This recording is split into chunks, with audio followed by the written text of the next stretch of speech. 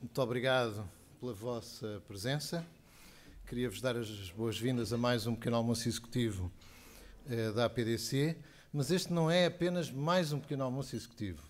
Este é o maior pequeno almoço executivo da história da APDC, desde que os organizamos, em termos de número de inscrições, o que mostra o interesse que esta ideia da direção da APDC de trazer os outros setores da atividade económica para o contacto com o nosso setor está a levantar nos nossos associados. Portanto, acreditamos que, efetivamente, há um papel muito importante das tecnologias de comunicação e de informação hoje em dia para todos os negócios, para todos os processos de negócio, e, por isso, é muito importante para nós, a APDC, garantir que discutimos as tendências, aquilo que está a acontecer, aquilo que nós pensamos que irá acontecer nos vários setores da atividade económica, juntamente com os nossos colegas que trabalham efetivamente todos os dias nesses setores da atividade económica. Por isso, muito obrigado a todos pela vossa presença e passaria a fazer dois agradecimentos muito especiais. O primeiro aos patrocinadores deste evento, Accenture e Alcatel-Lucent. Muito difícil desta vez dizer por ordem alfabética, mas mesmo assim ainda se consegue. E em especial às pessoas do João Pedro Tavares, que irá abrir esta sessão e que é o vice-presidente responsável pela área de serviços financeiros da Accenture Portugal, e também ao orador convidado da Alcatel-Lucent, o Roland Tiampon, que vem especialmente para este evento. Portanto, eu gostaria muito de lhe agradecer a sua presença. O Roland tem cerca de 25 anos de experiência na área de networking e comunicações de dados e, obviamente, hoje, há cerca de 10 anos, trabalha na Alcatel-Lucent. Ele tem um MSc em Electronic Engineering pela Universidade de Antuérpia e, nos últimos 10 anos, tem sido responsável por produtos, nomeadamente a linha de produtos na área do IP, como Service Routers e Ethernet Service Switches, para a Europa, Middle East e África na Alcatel-Lucent. Depois, para além de agradecer também ao Guy Chaffet, que nos ajudou, da Alcatel-Lucent, que nos ajudou também a montar este evento, queria também agradecer aos membros do painel, para depois não interromper mais com apresentações e podemos iniciar logo de seguida o painel a seguir à apresentação do Roland. Queria agradecer à Isabel Ferreira, Presidente da Comissão Executiva do Banco Best, à Maria João Carioca, da Comissão Executiva da Caixa Geral de Depósitos, ao João Leite, membro da Comissão Executiva do Santander Tota, Rui Teixeira, membro da Comissão Executiva do Milênio BCP, e ao Francisco Barbeira, Diretor-Geral do Banco BPI. Também à nossa moderadora, que já pela segunda vez colabora connosco, à Bárbara Barroso, editora financeira do Dinheiro Vivo. A todos, muito obrigado. Vamos iniciar com a intervenção de João Pedro Tavares, em que irá apresentar um estudo sobre os custos de tecnologias de informação nas instituições financeiras em 2013. A seguir, teremos a intervenção do Roland sobre Innovation on ICT for Financial Networks e, finalmente, então, o debate conduzido pela Bárbara Barroso. Muito obrigado a todos. Bom dia, bom pequeno almoço.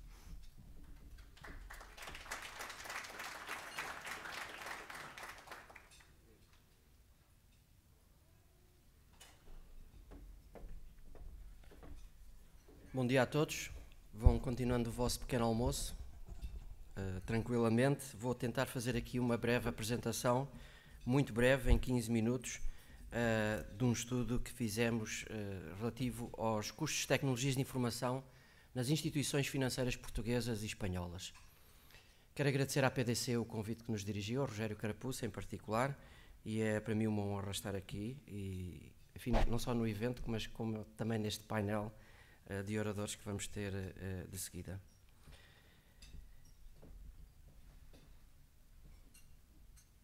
O estudo é obviamente muito mais extenso do que aquilo que eu apresentei aqui. Quero dizer-vos que é um estudo bastante exaustivo e extenso, e nós pretendemos apresentar o que eram os custos de tecnologias de informação nas instituições financeiras portuguesas em 2013.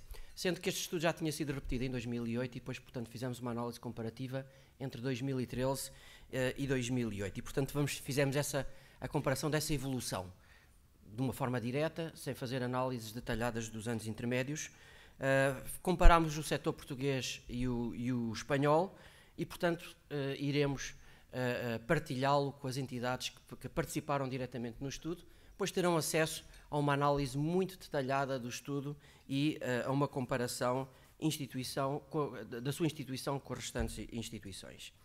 É uma amostra representativa, porque representa mais de 80% dos ativos financeiros e, portanto, é uma amostra bastante representativa, e isto é verdade em cada um dos países por separado. E, portanto, estamos bastante satisfeitos com a adesão que tivemos. Mas antes de falar do estudo em si, alguns dados relativamente ao contexto. E face àquilo que foram os desafios da crise financeira, o que é que se verificou? Uma forte redução dos custos operacionais das instituições. Mas essa redução foi mais forte nos custos da IT do que nos custos gerais administrativos ou nos custos gerais em termos gerais. Verificamos que há uma redução do número de empregados face a 2008 muito significativa em Espanha, de dizer que o setor espanhol teve uma reestruturação muito profunda. Se tomarmos 2008 como uma base 100, e isto vai aparecer em vários gráficos, vemos que a diminuição, o ajuste feito em Portugal em 2013 ainda não era significativo, sendo que depois, posteriormente a essa data, verificou-se um ajuste superior, e em Espanha muito significativo. Portanto, 59% dos empregados das instituições que fazem parte do estudo, face a 2008, onde eram, enfim, a base de 100%. Relativamente ao número de balcões, essa reestruturação também se verificou, 96% em Portugal em 2013 face a 2008 e 52% em Espanha. Portanto, uma redução muito grande. De dizer que o produto bancário foi altamente afetado durante este período, enfim, são evidências, mas que depois, quando vamos comparar alguns rácios, é importante pôr como nota introdutória. Altamente impactado, em particular em Portugal. As instituições financeiras espanholas tiveram um comportamento bastante distinto e com um ajuste superior em vários indicadores. E os ativos totais médios sob gestão, portanto, não se altera praticamente em Portugal e reduziu significativamente em Espanha. Quais foram as principais conclusões que tiramos do estudo? E, portanto, estas conclusões vão servir de tópicos para toda a restante apresentação. Portanto, esta significativa redução dos custos em tecnologias de informação, a adoção em serviços de outsourcing na gestão de infraestruturas, enfim, é uma evidência, mas que impacta em alguns dados, a redução do investimento no desenvolvimento de novas capacidades, em particular em Portugal, foi uma realidade muito marcante, o maior peso da tecnologia nos processos de negócio, a tecnologia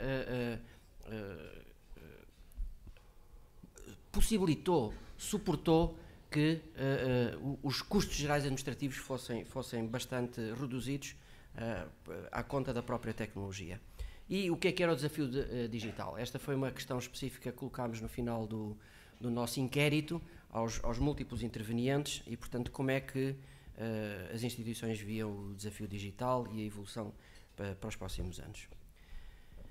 Então, se analisarmos o primeiro tópico, redução significativa dos custos em tecnologia de informação, aquilo que vemos é que, ao nível do IT, houve uma redução de mais de 20%,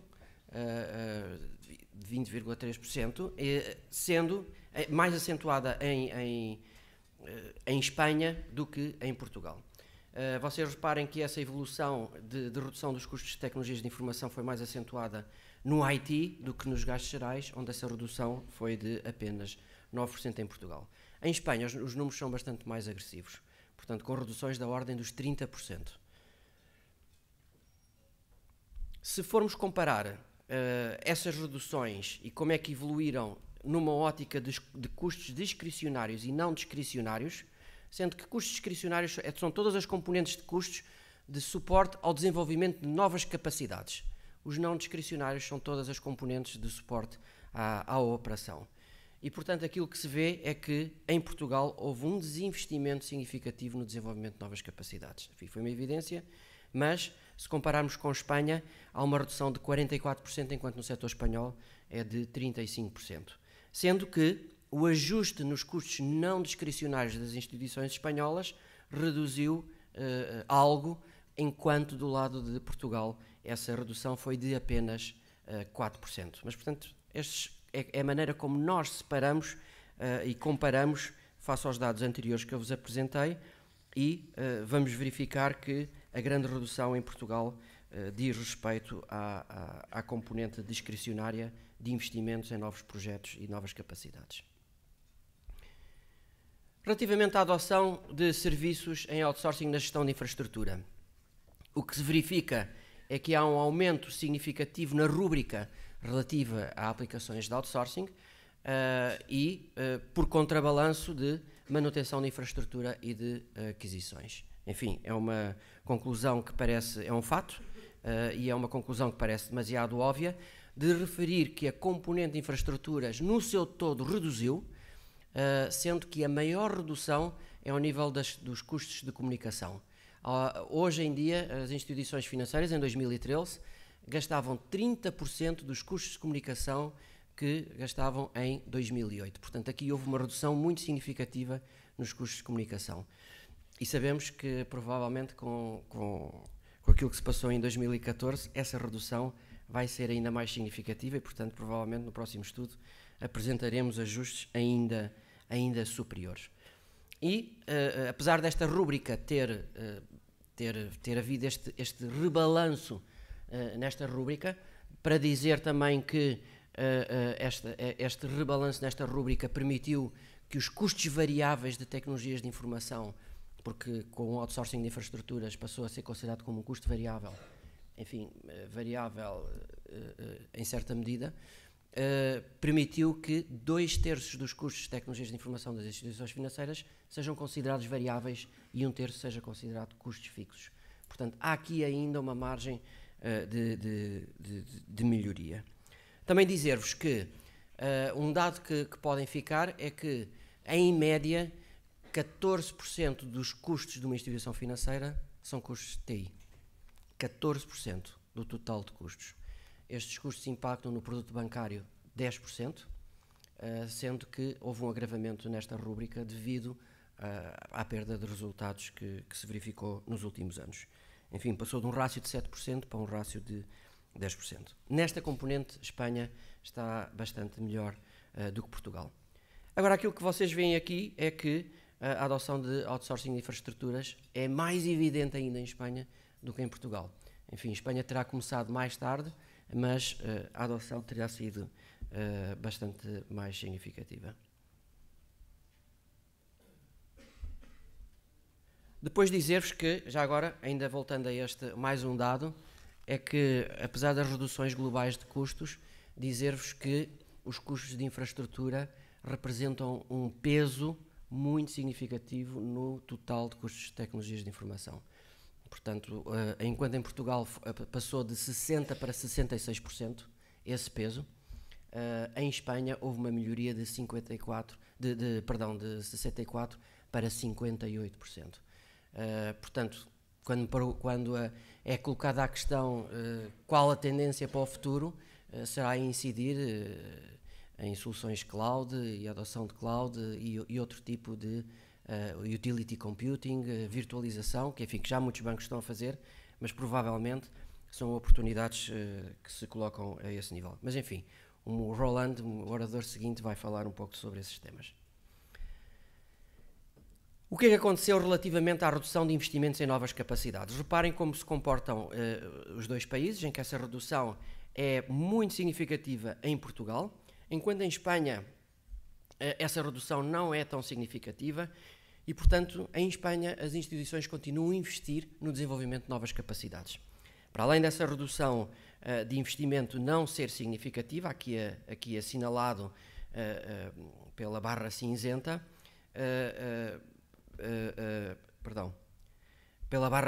apesar de não ser tão significativa, os espanhóis também têm uma relação de investimento em manutenção corretiva e normativa muito menor do que em Portugal. E, portanto, há uma grande incidência, 1/3 dos investimentos são feitos em termos de desenvolvimentos em temas corretivos e normativos, portanto, manutenção normativa e corretiva.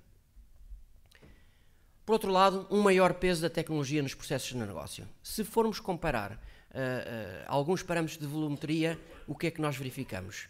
O volume de transações aumenta significativamente em Portugal, de 2008 a 2013, 31%, e em Espanha há um aumento de 16%. Da mesma maneira, em termos do volume de MIPs utilizados, 14% em Portugal e 16% em Espanha. Portanto, há um aumento da carga tecnológica, da utilização de tecnologia no suporte aos processos de negócio. E também no contributo das TIs para o próprio negócio. Reparem que o custo por transação, há um aumento do volume de transações, portanto há aqui um efeito de escala. O custo por transação baixa de 0,058 para 0,051 em Portugal, sendo que em Espanha o custo por transação é bastante mais baixo. Portanto, creio que há aqui uma oportunidade para os bancos portugueses de melhoria de eficiência também. Há um efeito de escala, mas creio que também haverá uma oportunidade de melhoria. Se depois formos comparar os MIPs em produção sobre o número de empregados, vocês reparem que o número de empregados tinha tido um decréscimo muito pequeno em Portugal, eram 98% em 2013 face a 2008, e há aqui um aumento que resulta fundamentalmente do aumento do volume de MIPs em produção. Há um ligeiro aumento em Portugal e há um significativo aumento em Espanha. E esse significativo aumento em Espanha é por dois fatores, são os 16% de aumento, mais a redução significativa em 30% no número de empregados. E por fim, colocamos a questão de qual é o desafio digital que se coloca às instituições. E aquilo que verificamos é que não existe nenhuma capacidade digital transversalmente aplicada às instituições. Aquilo que existe é um investimento forte a nível de marketing e distribuição, portanto, dos modelos de distribuição, multicanalidade, acessibilidade a clientes, mobilidade, enfim, por aí adiante. É onde as instituições mais têm investido, sendo que a experiência de cliente ainda não está suficientemente explorada. E, portanto, há aqui, no modelo de distribuição, dois grandes desafios, duas grandes tendências, e já há bancos que se estão a mover neste sentido, e que é a adoção do real-time, em tempo real, notificar o nosso cliente, e do omnichannel, portanto, organizações de facto centradas em cliente e que vão crescer num omnichannel que é para clientes e também é corporativo. Portanto, há uma menor adoção de digital para processos corporativos e vai haver um crescimento significativo a esse nível. Este real-time e este omnichannel vai introduzir uma maior inteligência nos processos e um maior conhecimento dos clientes. E, portanto, vai possibilitar que as instituições financeiras sejam mais assertivas nas suas campanhas e nos resultados que têm. E, por fim, a oportunidade que as instituições têm de se colocarem verdadeiramente no centro do ecossistema dos clientes. Portanto, já não são apenas transações financeiras, já não estamos a falar de serviços puramente financeiros, mas estamos a falar de serviços de advisory, de agregação de valor e de satisfação do cliente, diria, do cidadão e das empresas em todas as suas circunstâncias. Por último, ainda não há uma adesão às redes sociais e à utilização das redes sociais, mas é também uma oportunidade por explorar. Portanto, melhoria dos processos internos, maior inteligência, maior presença, maior conhecimento e adoção de serviços de real-time é aquilo que é a grande tendência. A juntar aos custos de infraestrutura a adoção de outro tipo de soluções e exploração de soluções cloud, que será a apresentação seguinte. Estes serão os principais desafios e com isto termino. Muito obrigado e bom resto de evento.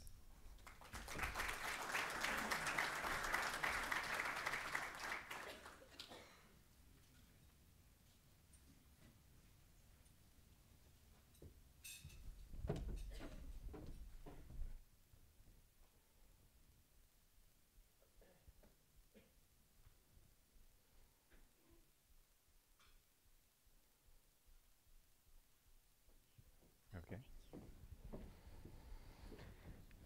looks okay here, looks okay there. Okay, good. I realized when I came into the room that the IB guys and the banking guys, they still dress a bit different. So maybe I should have brought my tie this morning here. So excuse me for that. So what the first speaker of today was actually talking about, and I wrote down some words on the last slide. We talked about real time, omni-channel, and we talked about virtualization, cloud solutions. So this is a bit the sort of the storyline of my set today.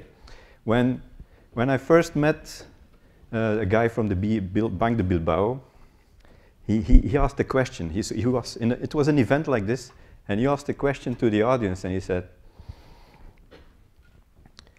"Where do you think the bank keeps your money?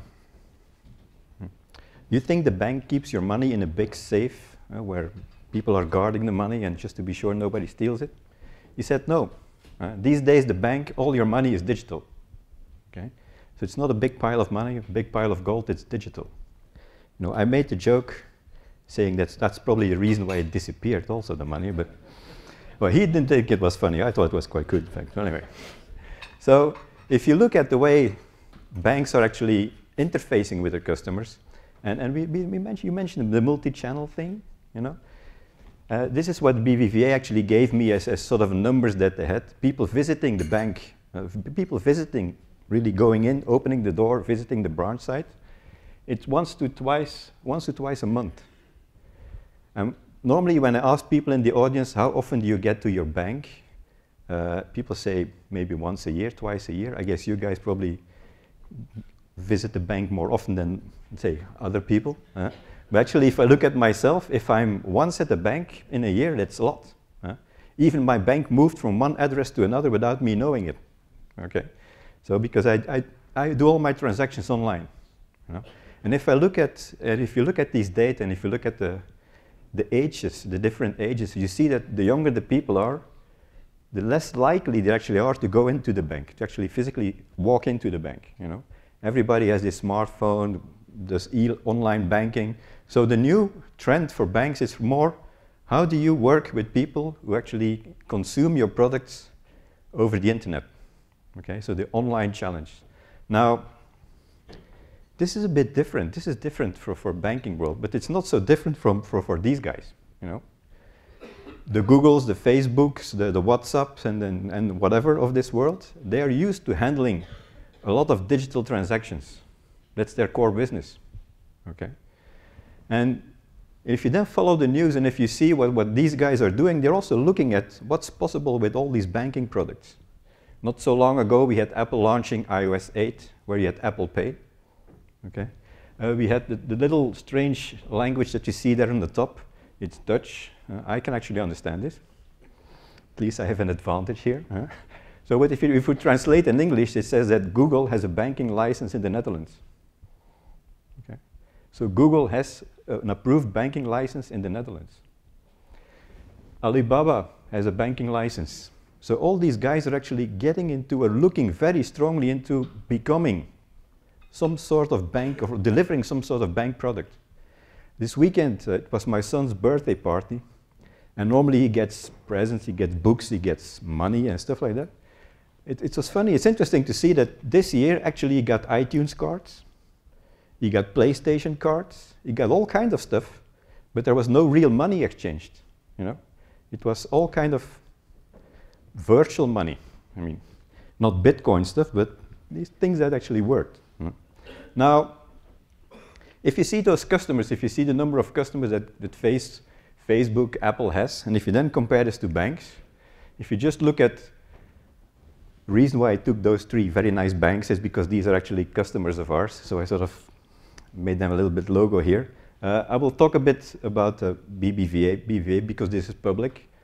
So these guys have sort of explained what they are planning to do on the interest of virtualization and clouds and open forum, so I will use their data. For the other banks, it's confidential. I will not really talk about their plans. But you see, from a customer point of view, there is a difference. Now, when talking to BBVA, what was their issue with their plan, with the standard way of working that they had today? Is I said, normally if you get more customers, The more customers you have, the cheaper the product becomes. It's the economy of scale. The more, the cheaper. Now they told me with banks, it's not exactly like that. If a bank product, it goes along for years and years and years and years. You don't just stop supporting it. It's different from Apple. If you look at Apple, when they bring out iPhone 6, you can throw away your iPhone 5. Well, more or less, at least 4. So they don't support it. Now bank products, if you have a bank product from, let's say, many years ago, it's still supported. And the way that actually implemented, and that's when we look into the IT costs, the way that these bank products get implemented, it's very much due to the technology that were available, it's very much in silos. So yes, it's in data center, yes, it's all IT, it's even outsourced or whatever, but the way it's implemented, it's very much silo. So it means that basically this piece of IT infrastructure is for that product. This piece of IT infrastructure is for another product. So there is no sharing of resources between those products. And all of them are actually, and that's even more of an issue, all of them are designed for peak usage. All of them are designed for what if everybody sort of wants to go for it. Okay? So all of them are separate silos designed for peak usage. So the idea is, how can we change that model? How can we find some technology? How can we use new technology actually to overcome that limitation and to be more flexible? And probably no surprise, cloud here is what most of these banks are actually looking into. Trying to be having many products, having a personalized offer for the different clients. If I actually look at my iPhone, I almost have more banking applications than I have computer games. You know, the number of bank apps I have on my iPhone it's not true. I have more games on my iPhone than but it's almost as much as I have banking apps. And if I listen to the radio, it used to be commercials about whatever. Now it's often banks who are making promotion for a new application. An application actually, recently I installed an app from my bank, and they are now analyzing what I'm spending, the money my family is spending, income, and the money I'm spending. Okay? So I get all this in very nice charts. I can see where most of my money goes to and all that stuff. It's new. You know? Now I can officially say that my wife is spending most money in my home on shoes. It's all scientifically proven by the bank applications. You know? So, but this is commercially, it's interesting for them actually to have a technology. I mean, it's confirmed, I guess. Huh? Well, I don't need a chart, but if I tell my wife, she doesn't believe me. Because she doesn't keep track of what she's spending, in fact. That's the thing. My bank does. Okay? So all that good stuff comes from that application. So, but joking aside, you see that there are many more products being offered, and they are much more personalized. I mean, I don't have to explain to this audience what all the apps are that are available to the banking community. So the thing is, how can you sort of personalize that type of services and at the same time keep your costs under, well, down, or reduce your cost, or at least manage your costs better, okay? So if you then look at the BBVA guys, what they're saying is that this is their plan, okay? This is their plan, and as you can see, there are many clouds, so they're working with clouds and actually thinking of making a cloud which actually spans global. So it's not just, so they can actually even, let's say during working hours in Portugal, they could use resources which are available in Brazil or in other parts of the world. You know? If you can find technology which actually allows you to move your processing, or to use your processing power basically from anywhere in the world, you have an advantage. Okay? So this is actually what cloud allows them to do. And they are even thinking of putting certain functions that they have today in public clouds. You know, the Googles, the Amazon of this world. It's not in every country this is allowed because, as you know much better than I do, the banking, the financial world is very much regulated. So it's not everywhere that you can sort of just put your applications into the Amazon cloud. But I know in Netherlands, again using that as an example, in Netherlands, the Nederlandse Bank, has approved that the banks in the Netherlands actually use Amazon Cloud for their services. Okay. So this is an interesting evolution. And when you looked at this a bit more, Alcatel-Lucent said, and this is where sort of the guys without a tie come in. You know, he said, oh, there seems to be an issue with these IT resources. There seems to be something about having applications flexibly moving, scaling up and scaling down, and many more applications scaling worldwide, going from, let's say, from Mexico to Portugal. I mean, we working on the internet have been doing this for quite a number of years. Okay?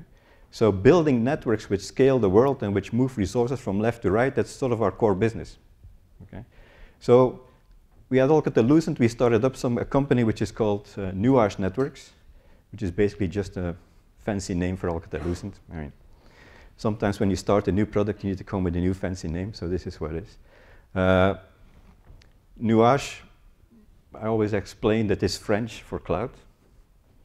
I mean, you know, but in the US they don't know. So on the website of Nuage Networks, there's an explanation, as it says here, from French meaning cloud. Because in the US they typically say new age. So the whole joke sort of fell apart, in fact. So here, it's Nuage, and what is it doing? What's the trick? Because cloud is also a word which is used for basically anything. These days people sort of brand their products as cloud because nobody knows what it is exactly, so you can call it cloud. I have a cloud toaster, I have a cloud drink, I have cloud vodka. Actually this morning, I'm not sure if, is this a habit in Portugal to have vodka at breakfast? No, it's not a habit. Here at breakfast, Guif, we had it, there was a bottle of vodka as breakfast, so I mean, so this is special. So anyway, this being said, cloud means many things. What cloud stands here about is like, we said, okay, how do we scale? What's the best resource, what's the best technology today available to scale? And if you look at the internet, and we sort of based ourselves on the way that the internet works. I mean, I'm not going to, I would love to discuss more in details about this, but probably we don't care. So the internet actually allows us to really build big networks, okay? And to really launch applications basically wherever we want to launch an application. You're not constrained by the branch itself. We can really launch the application, put the application wherever in the world you want to put it. I saw somebody comparing it a bit with the post office. So today, if you look at the post, you have an address, okay, a street number, a city, and if you get a mail or if you get a letter, this letter has to be delivered to your home. That's it. And there's no other way. If you're not there, you don't see the letter. If you compare it with email, you can read it wherever you want. Wherever you have your smartphone with you, you can read your email. So this is a bit what cloud is also bringing to applications. Your applications are no longer fixed. Your applications can move wherever you want them to move. Okay? You can actually address people who are not in the branch office, but who are whatever on their internet or computer. You can address them. You can show them the application. So we use the scalability that we know from the internet to build the cloud. Right? We also looked at policy-based solutions. So when you start up applications, the way it works today in data centers is when you start an application, that's all fine, but somebody has to connect the application to the rest of the network. So you start the application, but then if you just start it, that's it. You need to connect it to somewhere, right? I will sometimes compare it being on Facebook. If you're on Facebook and you don't have any friends, it's a lonely place. So you need to connect your application with the network. And the way it's done today, it's actually somebody typing in, or you call somebody, connect my application to the network. Now, we use the technology that we know from mobile networks. And if you think of your mobile phone, if you travel abroad and if you land in some airport, when you switch on your mobile phone, it's automatically connected. You don't need to call somebody to say, can you connect my mobile phone to your network? It's automatically. So also with this technology, not only do we scale worldwide, and we have the flexibility to move applications from left to right, also the applications are automatically detected and automatically connected. Okay. Third pillar is actually that it works in an open environment. We didn't want to give you a cloud solution which only works if you buy everything from Alcatel-Lucent. That being said, it's a good idea to buy everything from Alcatel-Lucent. That's the marketing message I have to sort of put in here. So, but even if you decide to not buy everything from Alcatel-Lucent, the solution works.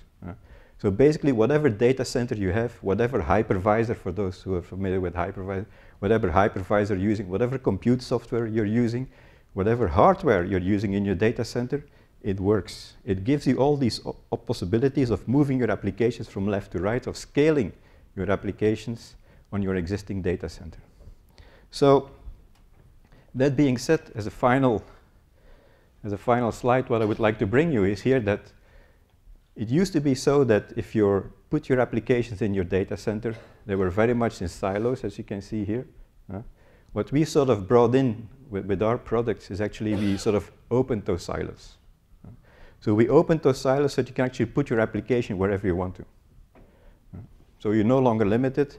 And not only can you put the applications wherever you want to in the data center, the applications can also move from the public cloud to the private cloud to your branch.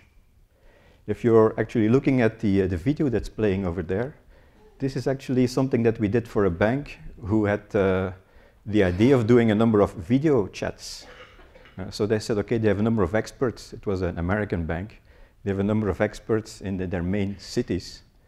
But they wanted to discuss also these products with people far away from New York, Washington, and those places. Okay. So they set up some way of working where actually they have a small box which they connect to the internet. And that's actually what you're seeing there. And by connecting, they are immediately part of their banking network. Okay. Just self-service, connect the box, go to some portal, and you have self-service. You can actually chat to the banking guy, banking experts, wherever he is in the world. So basically ending, the data center, the applications are no longer, as I said, constrained by the data center, by the network itself, so you can move from the applications really anywhere in the world you want to put them. Okay? This is what we bring you with the Nuage networks. If you remember that name, it's important. Okay? Thank you.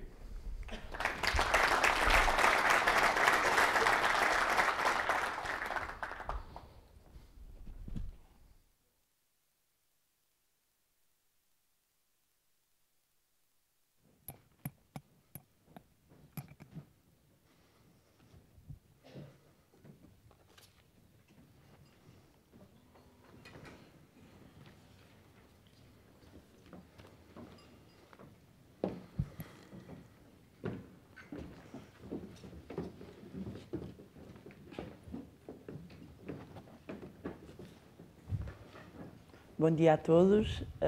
Antes de mais, quero agradecer o convite que me foi dirigido pela APDC para estar uma vez mais aqui presente nestes pequenos almoços, desta vez com um setor que é muito mais familiar e que eu estou muito mais à vontade. Alguns dos presentes que já tive a oportunidade de encontrar noutras ocasiões. E salientar o facto de estarmos a cumprir, o que em Portugal é um facto raro, de estarmos aqui a cumprir as horas, e sem mais demoras vou começar aqui com algumas questões que no fundo vão assentar um bocadinho no estudo que foi feito pela APDC sobre as tendências do setor e permitam-me, enquanto mulher, fazer aqui uma discriminação positiva e começar pelas senhoras.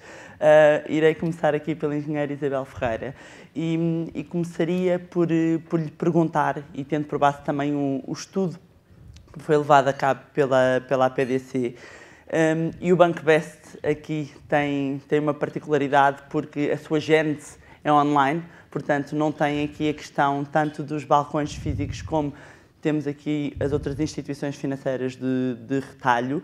E aqui com esta alteração de comportamento queria lhe perguntar qual é que é aqui o grande desafio em termos de contacto com os clientes, ou seja, hoje em dia o Banco Best mais ainda tem a questão de utilizar o online para a divulgação dos seus produtos, Com os clientes a mudarem, com o comportamento dos clientes a mudarem, o desafio aqui, se calhar, passa por haver uma comunicação ativa também por parte do banco e não passiva. Ou seja, como é que se consegue aqui contornar este desafio de chegar ao cliente através de um canal que não é tão pessoal e personalizado como os balcões?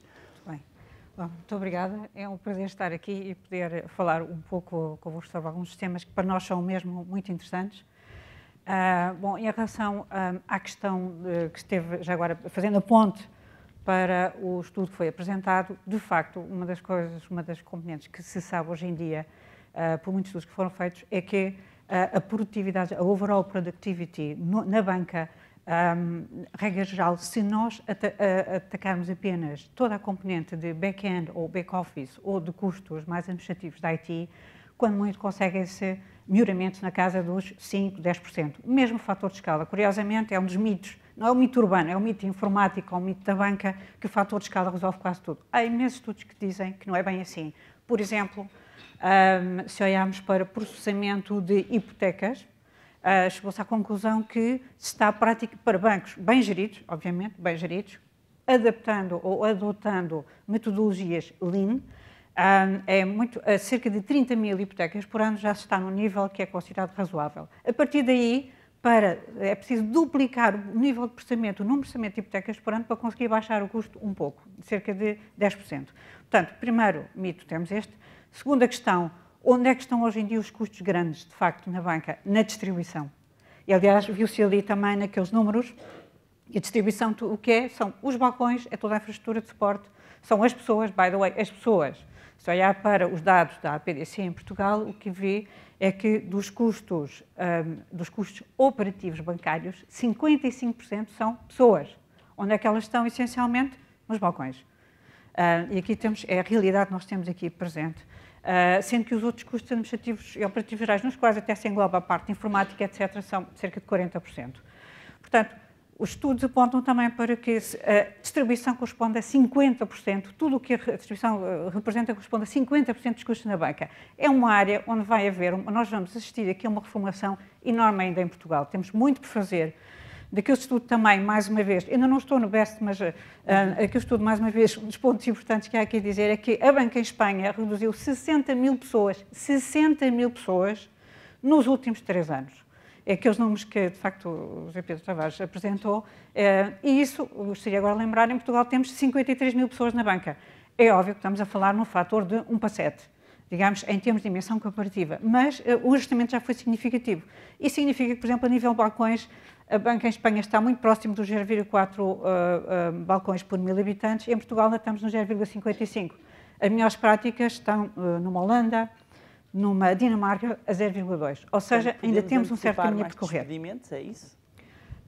Vai haver aquilo que nós chamamos, normalmente, para o eufemismo, é reestruturações ou reformas. Tem de se reestruturar o sistema, está a ver? Será o eufemismo, como nós sabemos. Bom, esse é um dos pontos. Agora, vou indo ao BEST. De facto, é bastante mais difícil.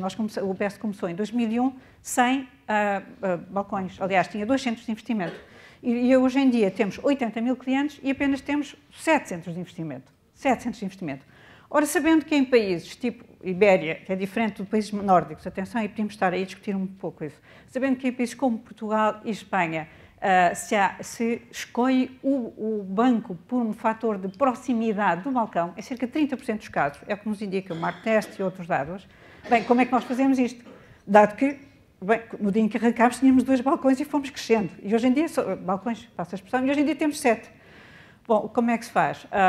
Um dos pontos que tivemos de desenvolver foi uma presença forte online, que é toda articulada também com publicidade, display e com muitas relações públicas, e construímos como opinion makers, de alguma forma, em certas áreas do mercado.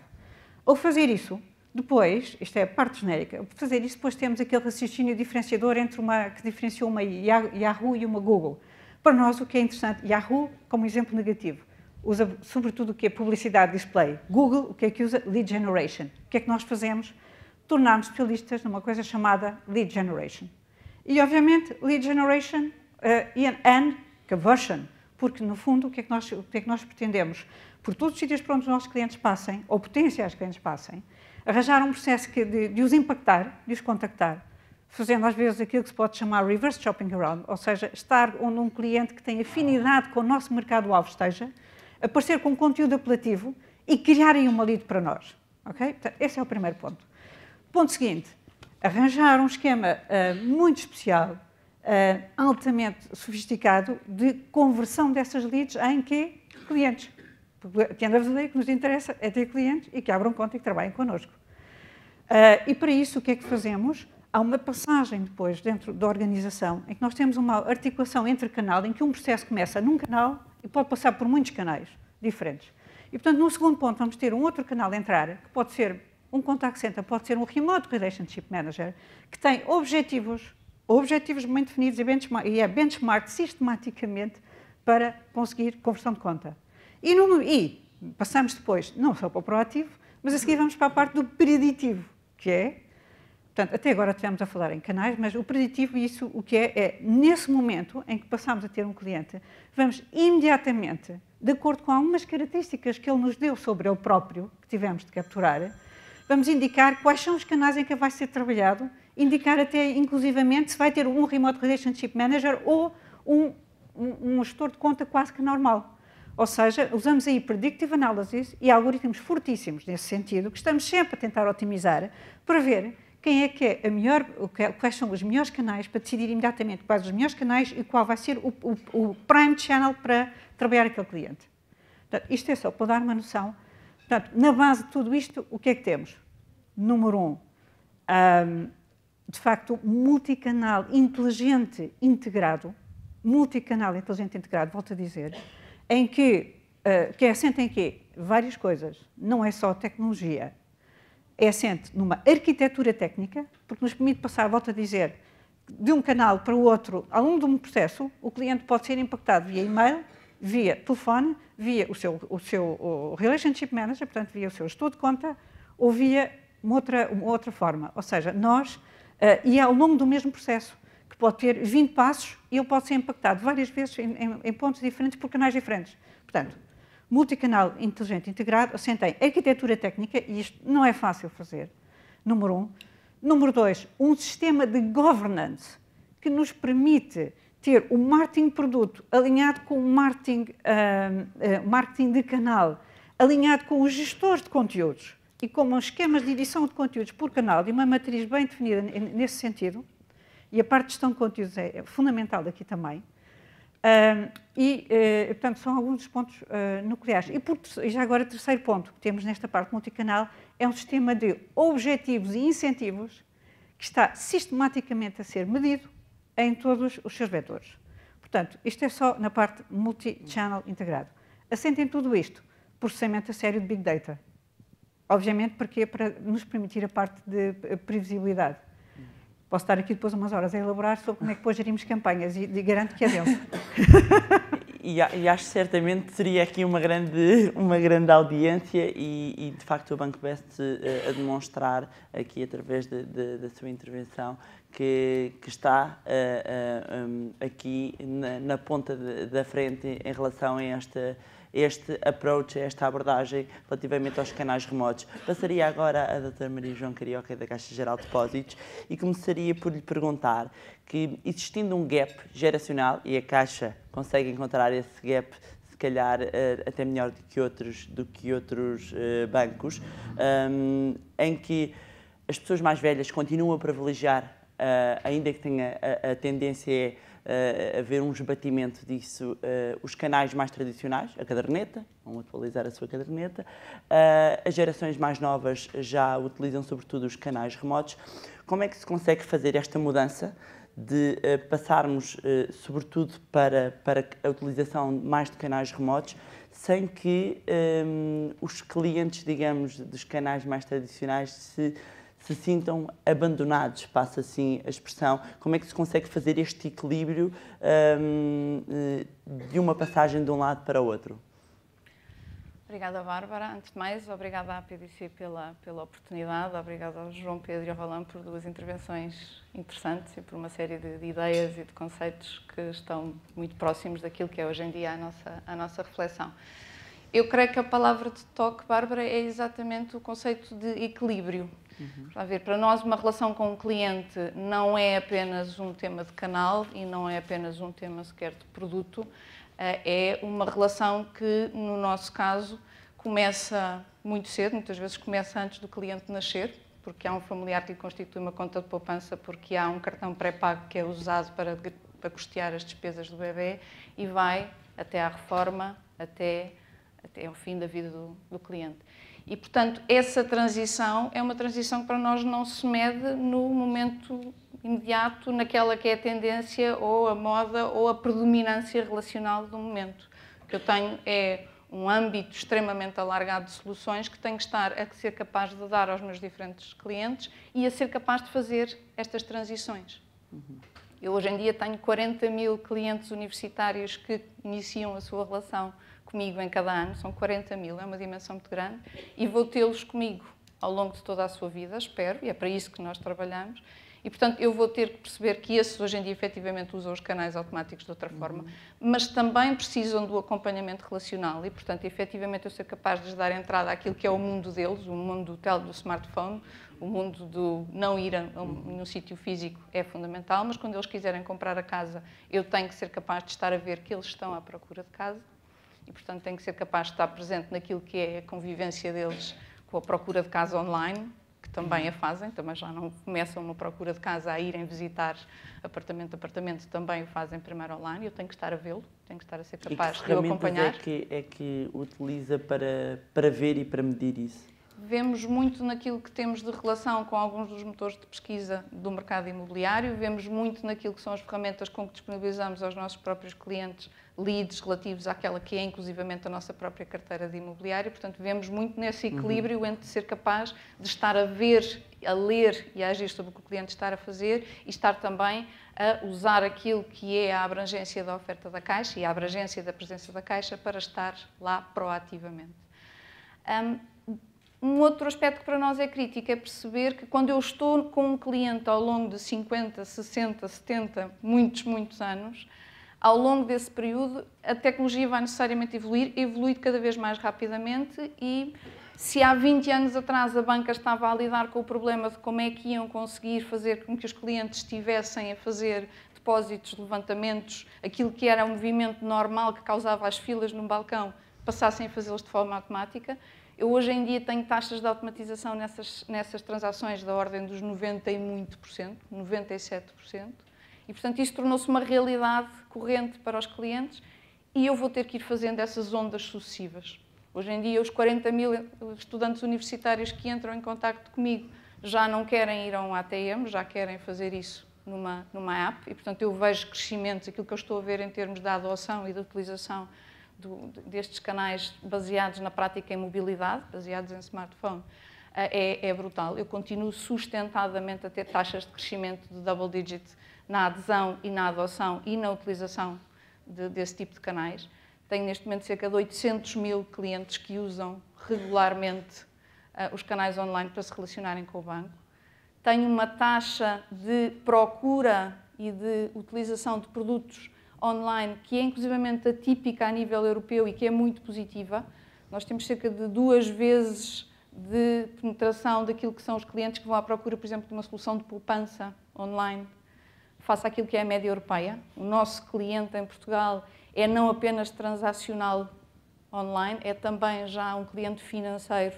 Vai à procura de uma solução de poupança, vai à procura de uma solução de crédito à habitação, vai à procura de um cartão e falo de uma forma bastante mais intensa do que nós vemos para alguns padrões europeus. E, portanto, é esse trabalhar daquilo que são necessidades diferentes ao longo da vida que nós tentamos fazer e tentamos fazer com equilíbrio, porque também não vemos a evolução dos canais e a evolução da relação na banca como alguma coisa que tem que ser precipitada e que tem que ser feita independentemente da pressão que o contexto económico e que a estrutura de custos nos impõe, fazê-la de forma precipitada é provavelmente a melhor receita para a desgraça, para não dizermos outra coisa. Um cliente de caderneta é um cliente que nós estimamos. Sabemos que é um segmento, sabemos que isso traz um valor acrescentado ao cliente, sabemos que isso nos permite uma profundidade relacional que de outra forma. ainda que tenha um custo que reflete provavelmente o valor que esse cliente teve em termos de relação para mim ao longo dos anos. E, portanto, não são clientes que eu vou tratar mal. Pelo contrário, são clientes que eu também sei que começam a ter curiosidade e têm apetência para usar, por exemplo, um quiosque e, portanto, serem capazes de fazer coisas que às vezes quase que nos surpreendem. Nós, apesar de tudo, temos uma penetração bastante interessante de clientes acima de 65 anos nos nossos canais online e, uma vez mais, curiosamente, os canais móveis, portanto, as apps móveis, têm enfim, 10% de utilizadores com mais de 65 anos, o que não deixa de ser assinalável. Para nós, o equilíbrio está em mantendo presente que uma transação num canal online é facilmente 10 vezes mais barata que uma transação mesmo num canal, num ATM, por exemplo, já não vamos falar de um canal presencial, mas manter essa relação com o cliente e saber que se eu mantiver um cliente durante 30, 40, 50 anos, ele próprio vai fazer o caminho. Os jovens que hoje se juntam a nós não vão estar a usar os canais presenciais daqui a 20 anos, mas eu quero tê-los comigo daqui a 20 anos. E tem uma... Diga. Uma pequena nota. Tendo presente que, obviamente, temos de ter sempre cuidado e muita estima, obviamente, os clientes são os nossos mais importantes stakeholders, não mais importantes, a ser os nossos colaboradores. Agora, é um facto que a Banca Nacional atingiu níveis de return on equity baixíssimos e que, para manter um nível mínimo de atratividade, temos de ter, no mínimo, os 10% de return on equity. Já não estou a falar nos 20% que aconteciam há muitos anos. Portanto, não tenham a mais pequena dúvida que se tem de continuar num caminho que tem de passar por aumentar a eficiência, porque potencialmente aumentar o income, mas como nós sabemos, aumentar o income, ou seja, o produto bancário, aquilo depende mais de fora do que de dentro. A única coisa que se pode trabalhar imediatamente é o que está dentro, são os custos.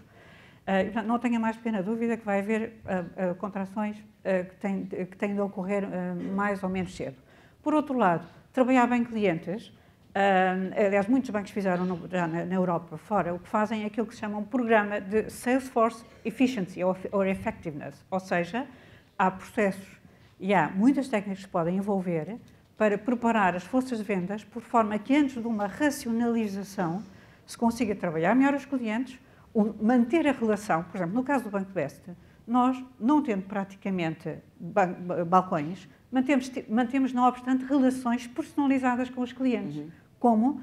Porque as pessoas têm quase sempre alocado um relationship manager. E isso é fundamental. Mais ainda, é mais presente que um balcão, porque se ele telefonar ao fim de semana, ele vai estar lá e vai atendê-lo. Já vou a essa questão. Passaria aqui, então, ao Dr. Rui Teixeira.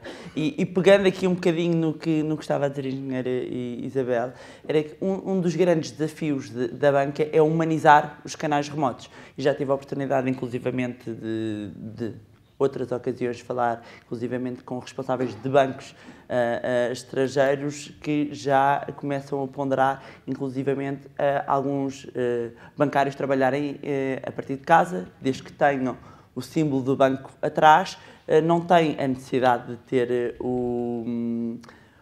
de estarem no balcão, portanto, e todos os custos que existem inerentes a um balcão, e permite então fazer via Skype, via outras de haver um rosto. Ou seja, o que eu lhe iria perguntar é como é que é possível fazer esta humanização dos canais remotos, porque, apesar de tudo, na banca, e pegando aqui, obviamente, no caso em Portugal, e todos sabemos dos casos recentes que trouxeram aqui algum nervosismo, é natural que as pessoas que, quando querem pesquisar, não precisam, se calhar, podem pesquisá-lo em casa, mas quando querem concretizar, quando querem uma ajuda, tem que haver um rosto. A figura do gestor de conta ainda pode aqui assumir um papel e perguntar-lhe, então, como é que se poderá conseguir responder a este desafio da personalização dos canais remotos? Eu acho, na verdade é um desafio, mas deixe-me só dizer duas outras coisas antes, porque aproveitando estas excelentes introduções que foram feitas aqui, a primeira é que eu penso que já tínhamos ideia, eu já tinha ideia, como é óbvio, não é? Da análise que foi feita, é que o produto bancário baixou 40%. Não é? Portanto, nós temos que alterar qualquer coisa, certamente. Não é? E depois já vimos também que o comportamento dos clientes está a mudar, e portanto isto vai certamente obrigar-nos a mexer, e concordo com a Maria João, temos visto alguma prudência porque os clientes não mudam tão depressa, e eu sou da geração em que isto ia mudar em 95, não é? Com a banca telefónica, e todos se lembram disto, depois com as dot-coms em 2000, e o que é certo é que nós continuamos a ter sucursais por todo lado, não é? E, portanto, temos que ter presente sempre que... Eu penso que é a terceira vez, e sou um fã dessa... Claramente, a terceira vez. Agora, também reparei aqui em duas coisas que o Roland referiu. O Roland, quando falou com a sua interação com o banco, falou all my transactions, não é? Não falou all my business, não é? E, portanto, quando nós estamos a falar, naturalmente, de proveito, estamos a falar de negócio, e é muito bom saber que nos relacionamos remotamente com os clientes, mas, e a Isabel tocou muito bem no tema, é como é que transformamos isso também em oportunidades de venda. A mesma coisa com o planeamento financeiro, não é? Não é um concurso de beleza, não é? Nós queremos que os clientes saibam onde é que estão a gastar o dinheiro, mas se estão a gastar demais, nós temos que transformar isso numa oportunidade de um empréstimo, e se estão a poupar, temos que transformar isso naturalmente em oportunidades de poupança. E, portanto, é este passo que eu acho que falta dar, não é? E que não estamos a conseguir, e isso tem que se fazer, e agora vou para a humanização, claramente, não é? Com estes passos que, e a Isabel referiu já várias vezes, não é? Que há sempre pessoas pelo caminho, não é? Há muitas ferramentas, e aí as tecnologias de informação têm dado um contributo que eu acho que a banca está a subutilizar. Nós já estivemos sentados no driving seat, não é? E fomos ultrapassados claramente pelos retalhistas e pelas telecoms. Temos que assumir isso, não é? Porque a Golden Age da banca perdeu-se um bocadinho, e eu acho que nós passamos para o lugar ao lado, já não estamos a conduzir este processo. Tenho essa noção até enquanto utilizador não bancário, portanto, no meu dia-a-dia. E, portanto, acho que temos que, claramente, acelerar esse processo. E, portanto, a humanização, e o que referiu, passa, primeiro, pela inteligência que vamos ter nas nossas ferramentas de CRM. Claramente. Não é? A proximidade não se faz só com balcões, faz-se também com ferramentas e com os processos que a Isabel referiu, naturalmente muito mais inteligentes. Faz com contact centers. Nós esquecemos sistematicamente que, por muita digitalização que haja, há sempre pessoas. Ou há um gestor ao telefone, ou há alguém que tem que apoiar no meio do processo, que há muitos processos que são muito complexos. Podemos passar aqui para uma situação de haver um encolhimento aqui no número de pessoas em balcões e aumentar em call center? Mas isso já está a acontecer, não é? Mas essa tendência manter-se... O Millennium reduziu a sua rede em 20% em 3 anos, portanto, provavelmente não se aperceberam disso. Agora, não podemos esquecer que 80% das transações, e penso que isto é global na banca, são depósitos. E os bancos precisam de depósitos, não é? Não é? Não nos podemos esquecer disto, não é? E, portanto, terá que haver certamente um trade-off, não é? Alguns no tempo. Eu acho que ainda temos muitas coisas a mais. A Isabel recordou-nos bem isso. Ainda temos e vamos reduzir. Falou no gap geracional. Eu acho que ele existe, mas nós, enquanto gestores inteligentes, temos que saber gerir estas duas situações, como a Maria João estava a referir. O cliente da caderneta, ou um cliente nosso mais tradicional, vai ter que continuar a ser servido pelos canais tradicionais. Portanto, nós não temos, como se falou, as sucursais não são dinossauros, não é? Que vão morrer, não é? Esta é a vertente do omnichannel, é a capacidade de nós conseguirmos aproximarmos dos clientes, e este é o que é o grande desafio, não é? Esta relação de grande proximidade que temos que conseguir, mesmo quando os clientes não nos visitam, não é? E eu acho que as ferramentas e as tecnologias de informação são determinantes para que isso aconteça, mas, sobretudo, a inteligência que está por trás, não é? Não são as ferramentas em si, mas é a inteligência, não é? Portanto, eu diria que temos o cloud, mas a banca tem que ter os pés na terra, porque isto ainda não é um concurso de beleza, não é? Não é quem tem mais apps, quem consegue ter mais utilizadores nas apps, e não é quem consegue extrair mais valor e mais negócio e mais relação da utilização das tecnologias de informação. E eu acho que esse é o grande desafio, naturalmente, com o aumento de produtividade comercial que tem que existir, como é óbvio, não é? Porque temos que ser menos e produzir mais produto bancário, que é, afinal, o que interessa para conseguirmos os tais, pelo menos 10%, que a Isabel recordou, que é um bom número. Ok. Passaria então ao Dr. João Leite, do Santander Tota, e pegando aqui um bocadinho, inclusivamente na apresentação que foi feita, que indica que houve de facto aqui um aumento da regulamentação, do controle, e que isso pode criar de alguma forma algumas barreiras, inclusivamente à evolução e uma otimização e utilização das TIs como uma ferramenta de otimização de custos e eficiência da banca. O que eu lhe iria perguntar é se este controlo, por vezes referido inclusivamente para alguns banqueiros excessivo, pode levar a que alguns segmentos de negócios possam fugir para outro tipo de prestadores de serviços que não estejam tão regulados, ou seja, a banca presta vários serviços, mesmo em termos de banca assurância e outros. Se pode haver aqui algum segmento de negócio que possa escapar aqui exatamente por um controle tão rígido e de que forma é que a banca pode dar a volta a essa situação? Obrigado, Bárbara, e parabéns pelo excelente trabalho do Dinheiro Vivo. Obrigada. Nasceu um bocado como o Best e continua a liderar o mercado, portanto, parabéns. O agradecimento ao Rogério pelo convite e pelo trabalho da APDC. O João Pedro explicou-nos aqui o que é que está a acontecer com os custos da IT, o que me pareceu bastante interessante. Vamos ver se conseguimos ver os números em detalhe. E o Rolando falou de um projeto do Santander que eu confirmo que é verdade. Compramos, é confidencial e está a meio da implementação. Não é que seja confidencial, mas não queremos fazer publicidade, mas estamos Mas bastante posso escrever animados. Enquanto jornalista? Agora... Sim, depois conto os segredos. O tema da regulamentação é, de facto, um tema, eu sabia que ia sobrar uma pergunta como estas para mim. Mas depois de ouvir os caros colegas, de facto, há muito pouco mais a dizer. Mas eu queria fazer uma pequena introdução, porque eu, quando olho para a audiência, e olhando para as caras conhecidas, vejo que temos um terço de pessoas da IT, não têm a gravata, repara-se.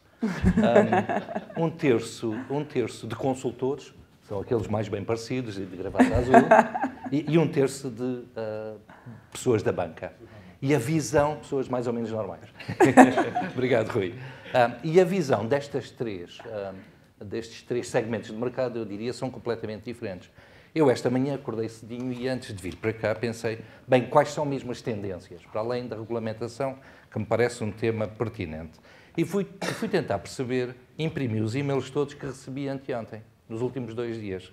A IDC, que eu não sei se está cá representante, enviou-me um e-mail a dizer Cloud Computing, 33% da banca portuguesa, ou da indústria portuguesa, ou dos serviços portugueses estão a migrar para Cloud Computing. E eu fiquei contente. A seguir recebi do Finextra a dizer que o Banco de Inglaterra determinou que Cybersecurity é o tema prioritário e fundamental para toda a banca no UK. A EFMA diz-me, não, o que é importante é o WOW, que é a wallet das wallets do Share Banca. A seguir a Insights diz, onde é que vamos com o Internet of Things? E depois toda a gente fala sobre Internet of Things, e eu ainda não sei o que isso é. A seguir a Microsoft é uma thing. Exato. A Microsoft diz-nos, Azure Cloud 3, that's the way to go, de maneira que vamos manter aqui. Finalmente, a Accenture publicou os seus trends de 2015, que fala sobre design, um bocado isto que a Isabel comentou, sobre como é que eu posso fazer inovação, design e colocar isto no cliente. A BCG diz, há aqui 5 coisas, regulatório, culturas, digital, data revolution. E o Santander Tota diz, vá ao NetBank, ao App Mobile e à Superlinha. Finalmente, a Oracle diz-me que Big Data. E a HP fala-me de Proactive Leverage de Internet of Things. Resultado, e depois ouvi os caros colegas. E a diferença fundamental entre estes... falta-me um. Este passou-me bastante interessante. Um mail cujo subject é o futuro passa pela tecnologia. E eu aqui fiquei entusiasmado. Vem de onde? Promoções Público, o jornal Público. E o que é que promove? Um tablet por 80 euros, um Samsung telefone por 400 euros, uma televisão, uma caixa de carregador portátil, um alcoolímetro digital com ecrã LED. Okay? Portanto, no caso que envia SMS à polícia, no caso de maneira que o título era O Futuro Passa por Tecnologia. E depois ouvi os colegas. E a diferença fundamental entre IT e estes consultores que eu mencionei e os colegas é que os nossos colegas falaram de clientes. E isto é fundamental para a banca, não só portuguesa, mas a banca em toda a parte. Chegando à conclusão que, independentemente de eu usar cloud, ter muito cuidado com os custos, continuar a ser o campeão de cost to income ratio, o fundamental que nós temos que focar é, de facto, no nosso cliente. Aplicando, sim, todas as tecnologias, desde a Big Data, para podermos perceber as tendências de onde estão, aliás, uma área onde estamos a investir imenso, até Eu detesto o omnichannel, porque parece-me uma diversão do multichannel. E já não há pachorra, peço desculpa. Não, o que nós estamos a falar é, de facto, de multiple touch points, de várias formas que eu comunico com o meu cliente, independentemente se é um canal ou não. Eu tenho é que garantir esta experiência de que a Isabel falou, que inicio uma transação a algures e acabo noutro sítio qualquer. E isto vai ajudar também no processo de regulamentação, que sim, é exagerada. Okay? E não estou a dizer como banqueiro, estou a dizer como cidadão. Independentemente do meu filho ser um dos legisladores e, portanto, responsável também por isso, mas isso eu zango com ele em casa. Sim, é exagerada e cria alguns constrangimentos. Podemos dizer que uma grande parte dos orçamentos de TI na banca nos últimos anos, ou nos últimos 5 anos, e prevejo nos próximos anos, continuará a ser para dar resposta aos temas regulatórios. Não só os Basileia 3, mas tudo o resto que nós temos entre mãos. Nomeadamente alguma da regulamentação local que sai. Se isso vai criar impeditivos ou não, eu penso que não. Ou seja, nós temos que cumprir a regulamentação que existe. Não vejo um problema com a movimentação de dados ou com as movimentações para cloud. O exemplo do Santander Tot é simples. A determinada altura decidimos mover o nosso centro de processamento de dados para o nosso supercentro em Madrid.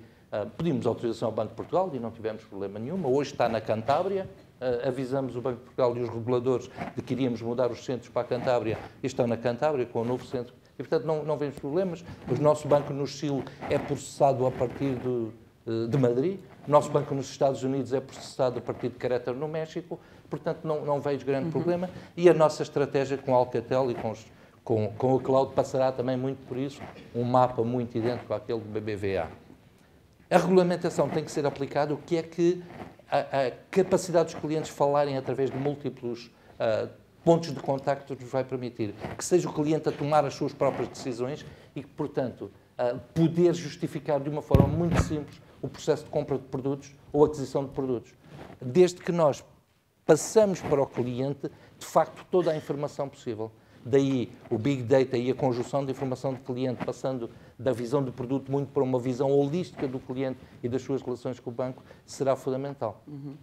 Diga. Eu tenho aqui uma nota que acho que aqui também os próprios reguladores, a nível local, devem ter aqui algum cuidado, eu diria maturidade, será necessária uma certa maturidade que implica diálogo com os clientes e uma certa e confiança entre ambas as partes. Noto que em Portugal nós às vezes temos regulamentações, às vezes que algumas são claramente exageradas em algumas áreas. Posto isto à esperança, mas vou dar uma noção. Por exemplo, a abertura de conta, hoje em dia, nós era um dos processos que tínhamos, estávamos muito entretidos o ano passado para tentar minimizar o número de campos na abertura de conta de cliente online, porque era um sítio onde nós tínhamos dos maiores números de dropout. By the way, tentámos ajudar os clientes em real time e devo dizer que real time, com muito cuidado, porque há alturas em que o real time não funciona e, portanto, assustávamos sempre os potenciais prospects. Portanto, temos resmas de experiências de real time que têm de ser geridos com imenso cuidado. De facto, não funciona. Mas, de qualquer maneira, estávamos nós já com 27 campos, mínimo, que era para tentar que fosse tipo em 11 minutos, 12 minutos, o cliente online, e de repente vem a FATCA, levamos mais 4 campos.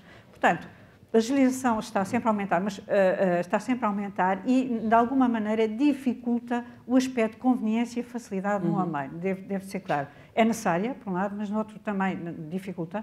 E depois temos casos caricatos, como, por exemplo, não sei se sabem, mas em Portugal a legislação, e apesar de muitas cartas, por exemplo, que eu já fiz ao Banco de Portugal, várias cartas e reuniões, determina que, por exemplo, isto é um bocado caricato, a primeira pedido de livre de cheques na conta de cliente, o cliente tem de ir ao balcão. Não sei se está a ver o que é que acontece com 6 balcões no país e 80 mil clientes dispersos todo o país. A última coisa que me aconteceu foi ter uma carta de um cliente que, obviamente, porque estava a abrir a segunda conta, e cada vez que há uma conta, nem é por cliente, é por conta. Quis um livro de cheques naquela conta. Nós, não, por favor, livro de cheques não levem. Quis um livro de cheques, mas como ele está a 200 km do centro mais próximo, teve de ir lá levantar de novo e ainda por cima, quando chegou ao centro, fez uma reclamação para nós, para o Banco de Portugal. Tem que o convencer a abandonar o cheque. Exatamente, é o que temos de fazer. Mas isto para dizer que, do outro lado, temos pontos muito positivos e, portanto, temos notado que trabalhamos com o regulador do mercado de capitais e em situações bem complexas, como, e agora é complexo by definition e by design, Nós somos também uma entidade fortemente comercializadora de produtos financeiros complexos, produtos estruturados. E devo dizer que conseguimos, com, volto a dizer, maturidade e profissionalismo de diálogo, chegar a um ponto de entendimento em que temos a certeza que o cliente tem toda a transparência e informação de um documento que se chama hoje em dia IFI, que em 4, 5 páginas online resume tudo sobre um produto altamente, o mais complexo que possam imaginar, e bem, e resume bem, para que o cliente possa tomar uma decisão informada, que é o que nós pretendemos, e transparente, de tal ordem que, até agora, já agora, falámos muito em contactos, pois é, nós o que temos de fazer é vendas online, de tal ordem que nós vendemos mais de 40% de produtos financeiros complexos online, feito diretamente pelo cliente. Vamos lá ver se todos leem, não é? Não, se leem, são obrigados a ler, são obrigados inclusivamente, vamos ser clarinhos, enfim, uma pessoa pode fechar os olhos, não ler, passar a página, obviamente. Não, agora, mesmo na banca, as FINs, eu desafio, já fiz várias reportagens sobre isso, ninguém lê.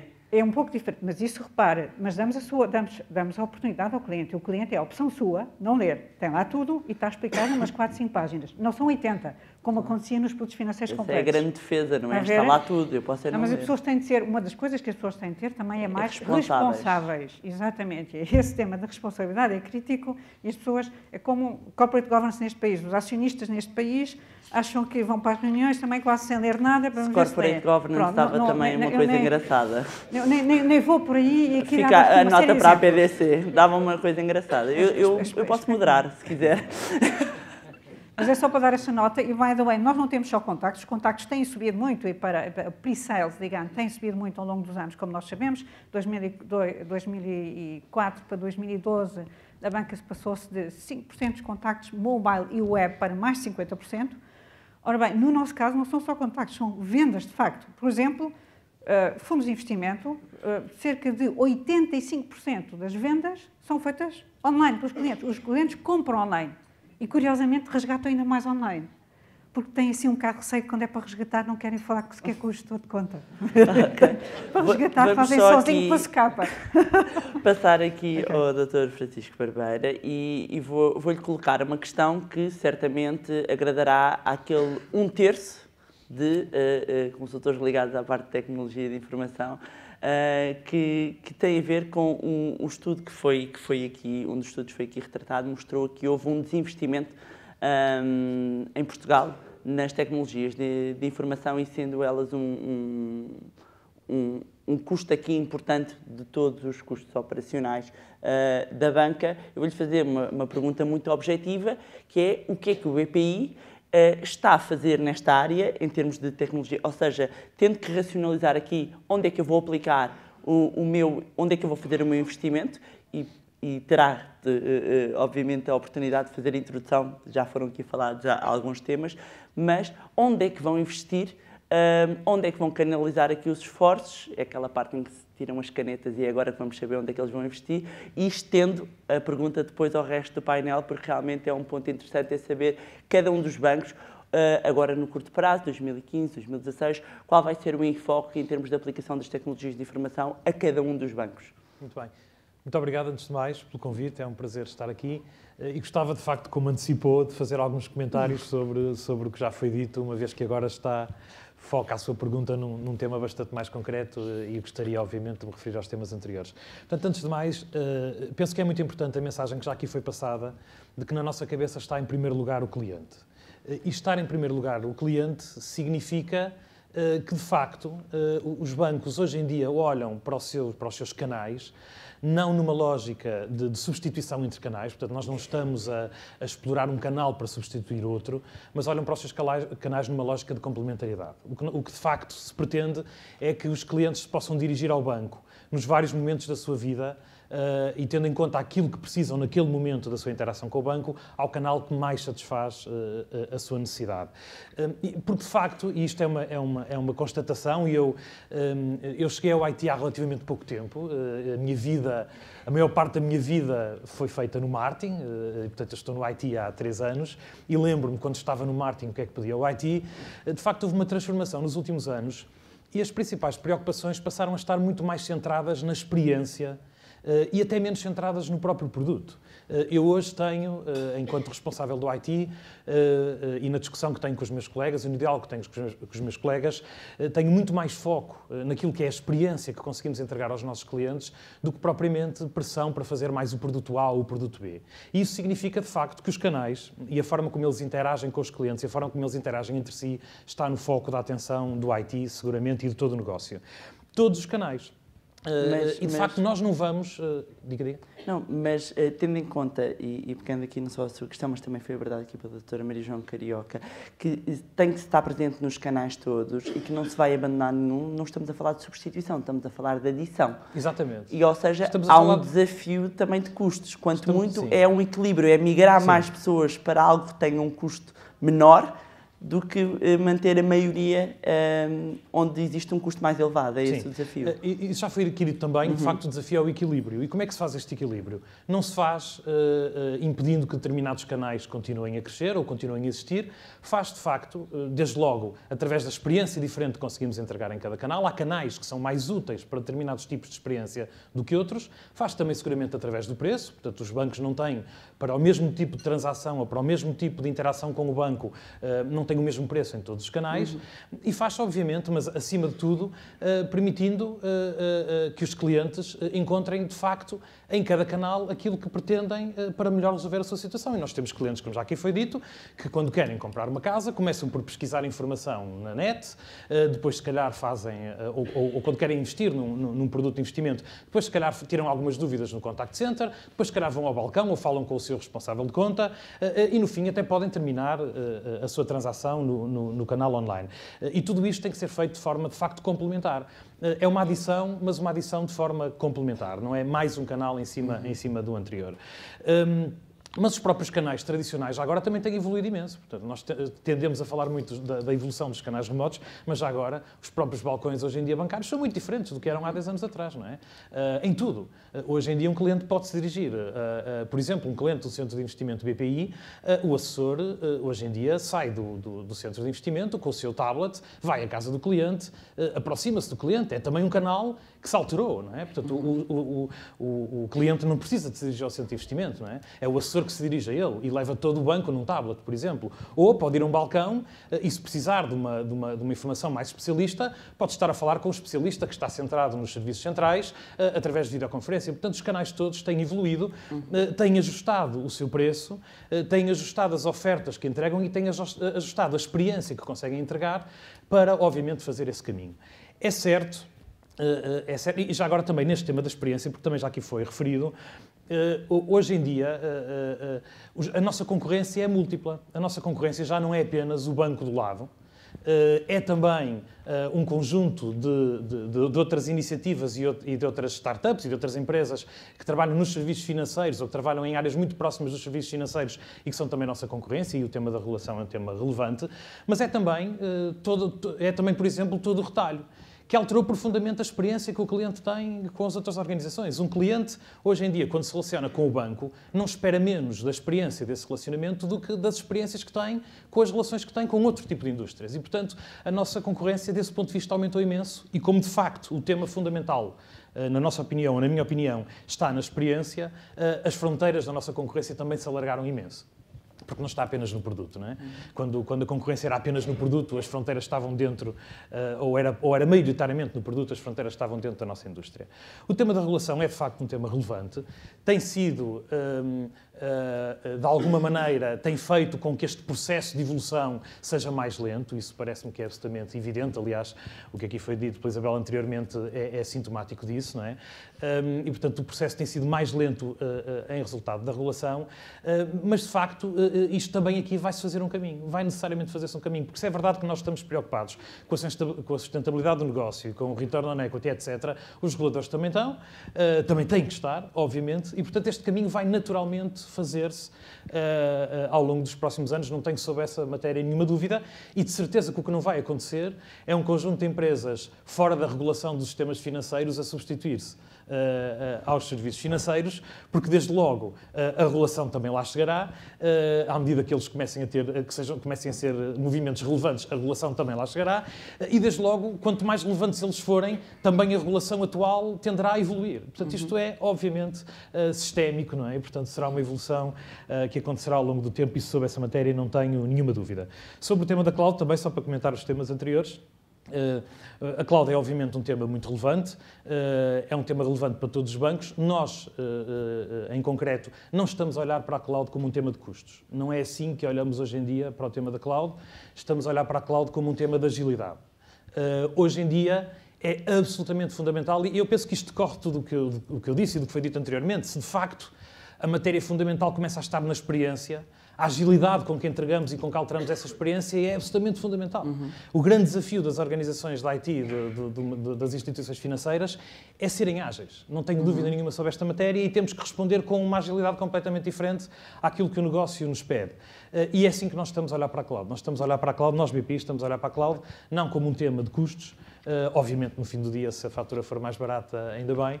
Esta é a mensagem para o outro terço da audiência. Mas, de facto, a principal preocupação, quando olhamos para o tema da cloud, é o tema da agilidade. Bem, tentando responder à sua pergunta, em concreto, olha, por acaso, não sei se por coincidência ou não, está-me a fazer a pergunta a mim, e eu posso lhe dizer que o BPI, entre 2008 e 2013, não reduziu os seus custos da IT. Antes, pelo contrário, aumentou o seu investimento em IT. Portanto, não sei, devo confessar que não tenho a certeza se fazemos parte dos 80% que respondeu ao estudo ou se fazemos parte dos 20% que não respondeu ao estudo, mas de facto nós não reduzimos os custos do IT. Independentemente disso, com redução ou sem redução, estou em crer que bancos que tenham reduzido ou que não tenham reduzido o seu investimento em IT, as nossas prioridades estarão mais ou menos alinhadas, e já foram aqui muitas delas faladas. Bem, desde logo, de facto, temos uma preocupação muito grande de conseguir fazer mais com menos. Temos uma preocupação muito grande de não alterar, diminuindo ou, no mínimo, mantendo os custos do IT, conseguir ser mais ágeis. E isto é uma prioridade grande. E aqui vem um conjunto de investimentos que temos feito. A Isabel já falou no Lean IT, mas há um conjunto vasto de investimentos que todos temos estado a fazer em metodologias de desenvolvimento, em metodologias de testes, em temas de arquitetura, etc., para tornar as organizações internas do IT mais ágeis, porque, tradicionalmente, não foram durante muito tempo, e principalmente organizações que resultam do acumulado de muitos anos de IT têm alguma dificuldade ou têm mais dificuldade em ser ágeis, e ao longo destes últimos anos eu penso que todos os bancos em Portugal têm investido imenso em todas as matérias de governance e de metodológicas e também de ferramentas que permitam que o IT seja mais ágil, porque temos que andar claramente a duas velocidades, porque o negócio não pode esperar. E uma dessas apostas vai passar pela cloud, é isso? Já vou à cloud. Portanto, seguramente que uma das apostas, o tema da cloud é um tema que está no centro das nossas atenções, e, portanto, se me perguntar para os próximos anos se vamos estar ativamente a estudar os temas da cloud, não só vamos como já estamos, e já temos algumas coisas. É mesmo uma pergunta objetiva, o budget está alocado ao quê? Vamos investir onde? Sim, é mesmo isso. Muito bem. Eu vou-lhe tentar responder. Portanto, o tema da cloud, seguramente, portanto, é um tema que está na ordem do dia. Está também na ordem do dia todos os temas das estruturas de informação, já aqui foi falada do Big Data. O digital passa seguramente por entregar canais e por entregar experiências aos clientes, mas essa experiência só é rica se baseada num conhecimento profundo do cliente. E, portanto, todas as matérias que têm a ver com a exploração de informação, os temas do Big Data, os temas de CRM, etc., foram sempre, já agora, preocupações grandes para os bancos nos últimos anos. Todos nós temos os nossos projetos muito importantes de CRM e de conhecimento do cliente, e a geração de leads, e entregar em todos os canais aquilo que todos achamos que é o next likely product que o cliente vai querer comprar, no canal em que ele quer comprar. Todos nós temos esse tipo de soluções, mas os temas da informação estão na ordem do dia, e, portanto, os temas da cloud, os temas da informação e os temas do digital e da mobilidade e dos canais, portanto, da complementaridade dos canais, são absolutamente fundamentais no budget dos próximos anos. O tema da humanização dos canais é também muito importante, e é relevante dizer que, cada vez mais, os canais online são também, não só, em muitas situações e para muito tipo de clientes, são canais que apoiam na própria relação humana do gestor de conta, mesmo que ele esteja no balcão com o seu cliente. E, portanto, hoje em dia os balcões olham para os canais e os gestores de conta que estão nos balcões olham para os canais remotos, também eles, como um grande apoio na sua relação com os clientes. E, portanto, eu diria, se quiser sistematizar em 4 coisas, os temas da informação e do Big Data, com certeza, os temas da cloud, com certeza, os temas dos canais, do multicanal e da interligação entre todos os canais, seguramente, e os temas da agilidade interna do IT são as nossas principais preocupações. Okay. Vou estender e vou pedir que sejam sucintos. É o lead, em termos jornalísticos, é o lead.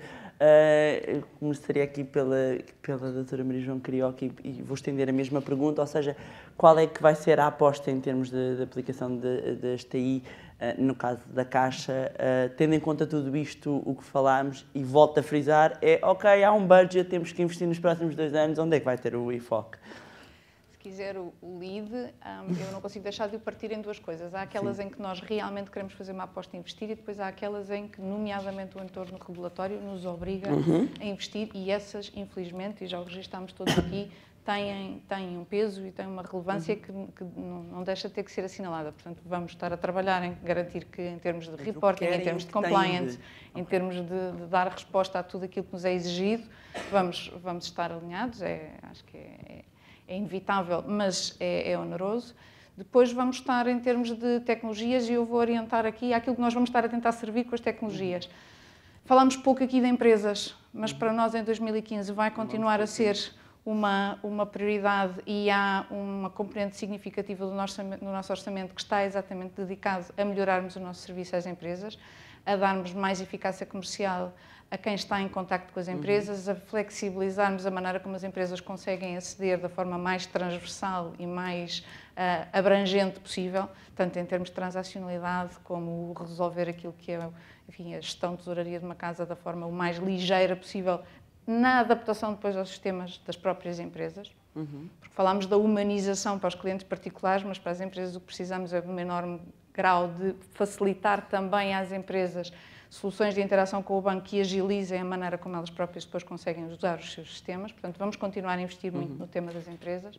Vamos continuar a investir muito naquilo que é o trabalhar gradual da evolução da nossa estrutura e da nossa camada aplicacional e da nossa arquitetura, para estarmos exatamente mais ágeis, mais leves, mas fundamentalmente muito mais capazes de estar a funcionar em cima de uma arquitetura de aplicacional que nos deixa fazer caminho mais rapidamente e que nos deixa fazer toda esta visão de estarmos a falar com o cliente em múltiplos sítios e de estarmos a não ter um caminho pesado e lento para fazer.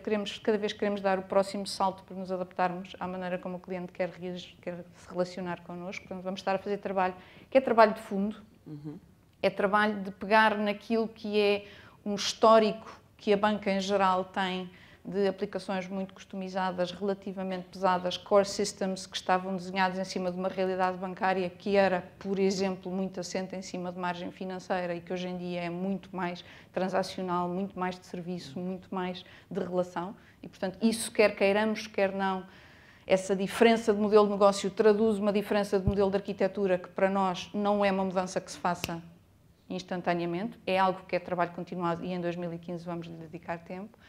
E depois vamos, obviamente, dedicar orçamento a muitas das coisas que falámos aqui hoje. Neste momento temos um investimento significativo e uma ponderação significativa do nosso investimento àquilo que é continuar a melhorar aquilo que oferecemos online, aquilo que estamos a fazer de conseguir estar a ler o comportamento dos nossos clientes nos vários pontos com que interagem connosco e a traduzi-los o mais real-time possível. Mas aí, sinceramente, o que nos importa é efetivamente sermos capazes de perceber e de dar continuidade à relação, mas estamos a relacionar-nos com os clientes em múltiplos canais e isso requer um investimento contínuo. O simples facto de não deixarmos de ter uma discussão acerca de, quando eu faço um novo desenvolvimento, fazê-lo para o canal A ou para o canal B, ou fazê-lo para o produto A ou para o produto B e ter um conjunto, ter uma camada grande que é transversal, requer trabalho e é muito nessa linha que vamos estar a trabalhar e, portanto, se eu tivesse que sistematizar, tirando ao lado aquilo que me vai obrigar a fazer, aquilo em que eu quero estar a trabalhar, em que a Caixa quer estar a trabalhar, é no melhorar o relacionamento com as empresas, é no termos realmente concretizada esta capacidade de me relacionar com o cliente de forma muito continuada e muito transparente para o cliente ao longo da sua fase, e depois de trabalharmos naquilo que verdadeiramente é o backbone destes temas de custo e destes temas de eficiência que falámos aqui, que é o estarmos a fazer evoluir a nossa arquitetura para que ela própria se ajuste ao modelo de negócio da banca, que caiu 40% do produto bancário, mas caiu porque o modelo fundamental se alterou. Claro, ok. Engenheira Isabel Ferreira, pedi-lhe então em síntese qual é que vai ser... Vou tentar. É difícil. Vou tentar. A questão do orçamento é mesmo muito em síntese, porque, como é sabido, não é? Nós estamos face a uma transição, não é? Por motivos exógenos à nossa vontade, porque estamos, de facto, no processo de venda e, portanto, o meu orçamento, aquilo que eu conheço bem, será... até junho, pronto. Até junho e depois o novo acionista... Exatamente, limitado. Pronto, eu prefiro falar só, muito rapidamente, só de algumas que são aquelas áreas que nós, seguramente, quando pudermos, vamos incidir. A primeira, de longe, estamos a falar em Big Data, de facto, no tratamento de Big Data, mas na componente de aquilo que se chama Persuasive Profiling, e analise bem, porque qual é o tema aqui? O tema vai ser como é que nós garantimos a otimização da venda online, em qualquer ponto. Portanto, eu quero saber, em qualquer momento, quando lançar uma campanha, que isto vai ter esta taxa, para este nicho de clientes, este é o universo-alvo, e vai ser esta a taxa de sucesso a 90%. Portanto, queremos estar nesse ponto. Número 1. Portanto, e aliás, a nível mundial, por exemplo, não sei se já repararam, ainda há pouco tempo, a própria Goldman Sachs, está a investir fortemente nesta área. Comprou, aliás, uma empresa em Singapura chamada Antuit, que é uma das empresas mais avançadas no mundo nesta área, investiu 50 milhões de dólares, foi a empresa mais importante no Roundup, porque de facto é daquelas áreas, aliás, uma Google vê todas as outras grandes empresas que estão posicionadas já online, é fundamental estar aí. Primeiro. Segundo, nós queremos apostar também numa outra área que é crítica, que é a de Content Management. Em Portugal estamos muito pouco desenvolvidos. Eu tive o privilégio durante o ano, enfim, na outra situação anterior, de tentar estudar a hipótese de avançar com o banco diretamente para Inglaterra e, portanto, estudei o mercado inglês em profundidade para os clientes de retalho. Descobrimos que tínhamos uma boa hipótese, hélas, perdemos o acionista, foi para a resolução, entretanto, mas aprendi bastante. Aprendi que estamos a falar num mercado ultra desenvolvido, não tanto do lado dos bancos, mas empresas que são quase bancos, os típicos asset managers ingleses, que conseguiram desenvolver esquemas de gestão de conteúdos apelativos, shareable. Um dos pontos que conteúdos devem ser shareable. As pessoas que querem interagir com eles, replicá-los, etc., que são as formas de expressão de um brand online e conseguem transformá-los em venda. Aliás, há 1 ou 2 casos que eu acho que são notáveis e portanto, essa é uma das áreas que eu gostaria de enfocar fortemente. Terceira área seria redesenhar a Customer Journey ficando totalmente mobile-centric. Porque hoje em dia não as temos mobile-centric. Enfim, fizemos as coisas por silos, mesmo nós, mesmo no caso do Banco Best, mas há uma hipótese grande e aí, de facto, o mundo e toda esta articulação, não são os canais, são as interações, vão estar assentes no mobile. Porque, de facto, há uns anos atrás as pessoas iam duas vezes por mês ao balcão, hoje em dia, provavelmente nem uma vez por mês, mas vão, por exemplo, ao nosso site, 5 vezes por semana, e no mobile estão a ver as coisas 3, 4 vezes ao dia, de onde e isto independente, não é geracional, é independente das gerações, é intergeracional. Aliás, eu gostava de dizer uma coisa, os meus clientes têm em média 44 anos de idade, portanto é mais, nós não estamos a falar de uma questão de gerações, também é uma questão de gerações, mas é uma questão de lifestyle, é uma questão de estilo psicográfico. Portanto, os nossos clientes são tipicamente urbanos, cosmopolitas e pessoas com mínimo, 70% têm no mínimo um curso superior. Portanto, interagem muito mais com este tipo de meios. Volto a dizer, redesenhar a Customer Journey a partir mobile-centric. O tema aqui vai ser o custo de tudo isto. Um dos problemas que a Banca Nacional vai ser precisamente ter dinheiro para enfrentar, sem ser um Santander, etc. Porque vem ter.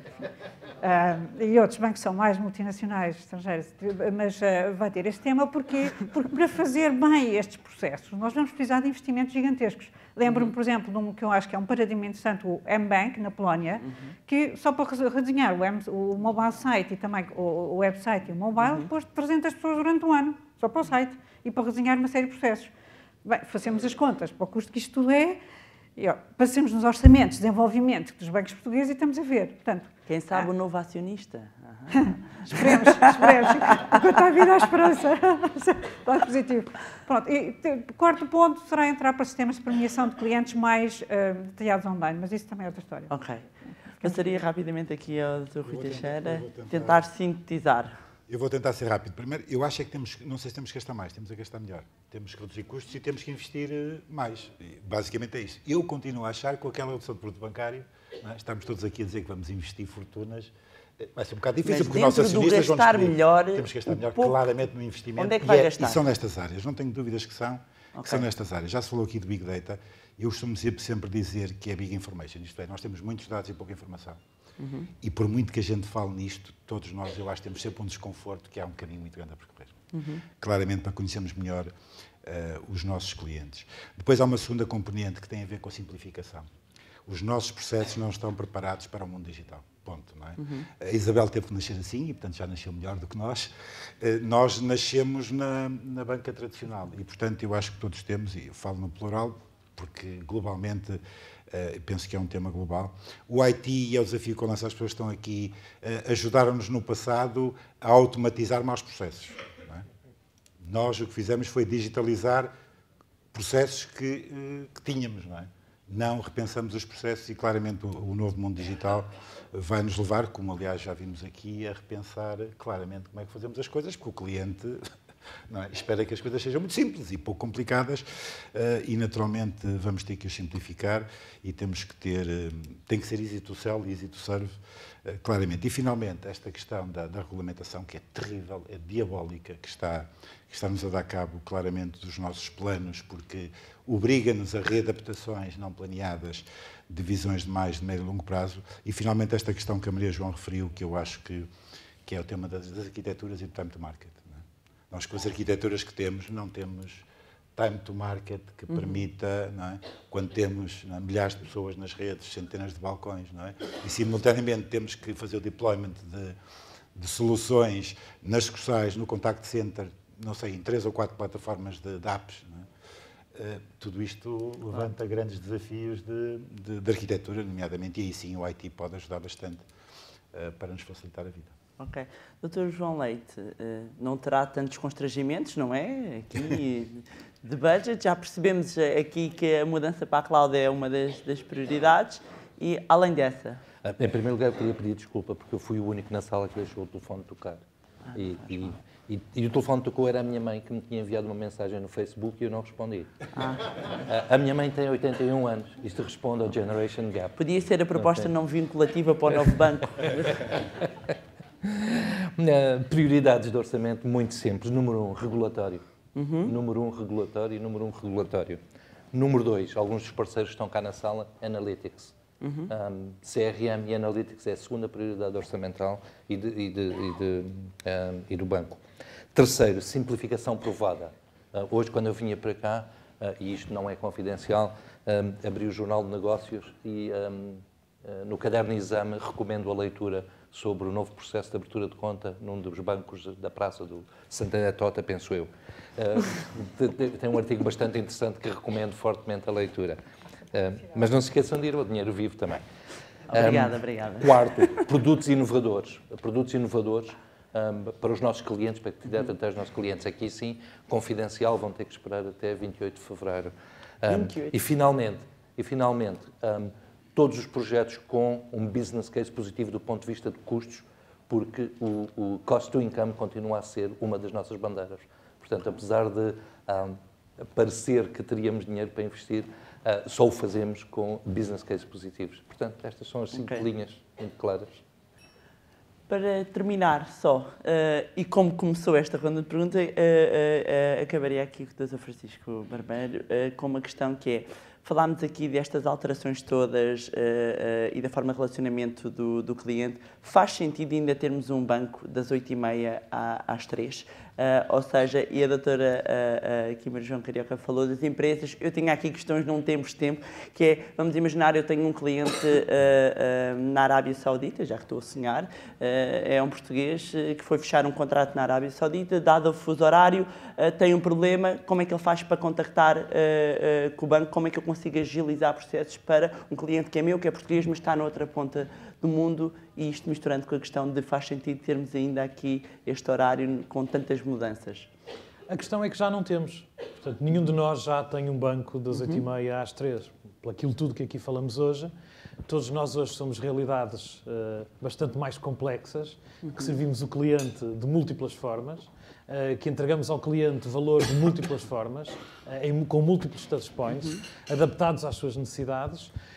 E é óbvio que por trás é fundamental que haja um IT que consegue entregar todas estas capacidades de forma integrada para que um cliente possa começar às 2 da manhã um processo num determinado canal e terminar às 2 da tarde do dia seguinte noutro canal, se assim o entender, ou terminar logo, desde logo, no canal em que começou. Portanto, a resposta certa é que já não somos verdadeiramente.